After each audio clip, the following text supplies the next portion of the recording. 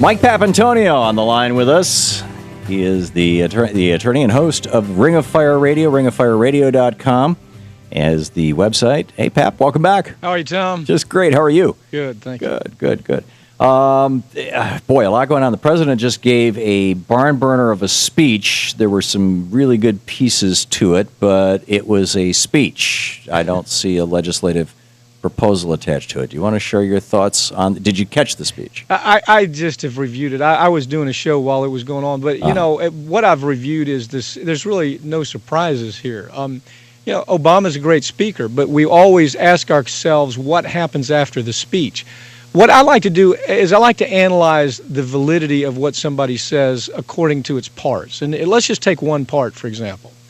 He's out front talking about the need to have a new shield law for the press. Right. That's his big talking point today because they were caught, they're caught red-handed doing things that offended anybody with the brain when they're spying on news journalists. So he comes out because he has to. He's very reactionary in that regard, Tom. He reacts according to what public opinion is. But isn't that what you want? Well, to some degree you want. No, the answer is not really. I want somebody who stands for something that I agree with, and he always stands for it. He doesn't who change wouldn't have done it in the first place. Yeah, exactly. So here we have a senator. As a senator, Obama actually helped draft the SHIELD law. A lot of people don't know this. He actually helped draft the first journalism SHIELD law. And then it was drafted, and it made it past committee, okay? Now, he's elected during the time that it makes it past committee, and when he becomes president, he actually does everything he can to interfere with that becoming law. And so I listened to him today, and I said, okay, so day one, yeah, I like it. Day two, I'm president. Day three, I'm criticized for abusing my power as president. Day four, I like it again. And so everything I listen to these days, Tom, I mean, I hate to sound so cynical, but I simply have to report what I've observed watching this character over these years. And so he's a wonderful speaker. I mean, he's wonderful. But if you look at the substance of what he delivers, it's a different story.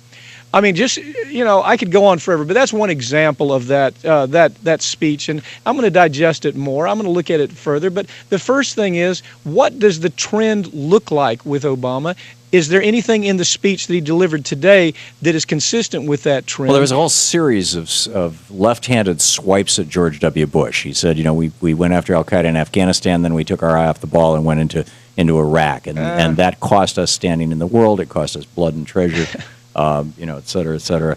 He talked about foreign assistance, and he said, for what we spent in 1 month in Iraq, we could be training security forces in Libya, maintaining peace agreements between Israel and its neighbors, feeding the hungry in Yemen, building schools in Pakistan, and creating reservoirs of goodwill that marginalize extremists. Yeah, these are the same speeches he gave on the stump when he ran the first time. Yeah. I mean, so what I'm saying is, don't we have to be honest with ourselves about, you ask me, well, what's my impression?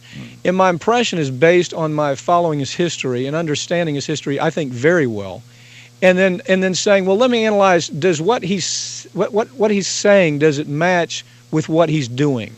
And at this point, I haven't overanalyzed the speech. I've analyzed the one part, and I know that part of the history. And I look at it and I say, well, that should tell me more about the validity of the rest of the things he said. It's like having somebody on the witness stand, and when you catch him in that, that story that's not quite true, you ask the next question. So that's what. Well, there's no doubting that this man is a politician. Well, yeah, I mean that's putting it nicely. But let's. Tom. I mean, it is. I don't think that I would have heard this speech from Mitt Romney. And no, you wouldn't have. You would not have. We'd be at war with North Korea, and Iran, and probably Russia. So I'm a realist. Look, we had to vote for this guy, but then that's a different issue from saying, "What do you think now?" Yeah, I agree. It's a totally different analysis. And in fact, let's when you've had an opportunity to look at the rest of the speech, I'd like to continue the conversation with you. In the meantime, let's talk about this IRS so-called scandal that I think in part President Obama came out and gave this, really big, major foreign policy speech today and called it again for closing Guantanamo and all this other stuff to push off the headlines. That's going to be the cynical response on Fox tonight. Yeah. And I think that, there's probably a lot of truth to it. But nonetheless, the IRS scandal, in quotes, it seems to me that the scandal is that these Tea Party groups are getting 501c4 status. And now with all the Sturm and Drang and screaming and howling and hollering, they're going to get it even more easily.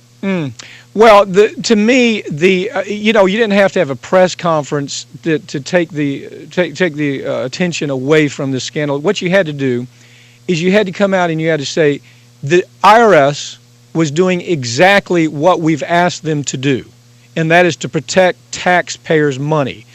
After Citizens United, you had the billionaire inheritance babies that all had the plan to have these 501c4 organizations falling out of the sky like slimy tree frogs, and that's what happened. They were inundated with these applications. Yeah, so they're inundated with these applications, and they say, listen. All we're asking you, you're saying you want this. You're not given a right to have this. You have to prove that you're entitled to do that, to have this 501c4. Right. To have the rest of us pay for their share of the commons. Because we pay for your right to go out and hold up a sign depicting Obama as a monkey or a Hitler. At the same time, you're telling us that you're a social welfare organization. Right. So the IRS was doing exactly what they were supposed to do, but you have these whiny babies who always miss. The Democrats always miss the discussion and allow these whiny babies to create the narrative. And you had the Democrats saying, oh my God, this is terrible, what have they done, this is awful. Well, no, it wasn't awful. Out of 300 of the organizations, I think fewer than 70 were even related to Tea Party organizations. We knew the history, didn't we? We knew that Karl Rove had come in with GPS Crossroads. We knew that he had lied about it being a social welfare organization, and most of the money was going to political organizations. We knew that the American Action Network, this is a great example, the American Action Network, you might remember, said we're a 501c4, we want that special protection, we're a social welfare program, but in fact 80% of their money went to political organizations, and the IRS did nothing about it. So now they say we need to do something about it, and rather than we have these weak chin, sniveling, Harry Reid types running the Democratic Party, and rather than speaking up and saying, damn it, there's nothing wrong with what the IRS did. In fact, if we catch them doing it again, we're going to throw them in jail. As a prosecutor, an ex-prosecutor, Tom, I got to promise you this. As an ex-prosecutor, I would love to have gotten one of those applications where the Tea Party signs off and says, yeah, this new Tea Party 50C4 organization is devoted to social welfare, and they have to plead that that's true. They have to affirm that it's true under prosecution of law. So they didn't want to have to do all that. They didn't want to have to fill out papers. And when the IRS started asking tough questions of them, they start whining like school children, like little babies in Oshkosh diapers, for God's sakes.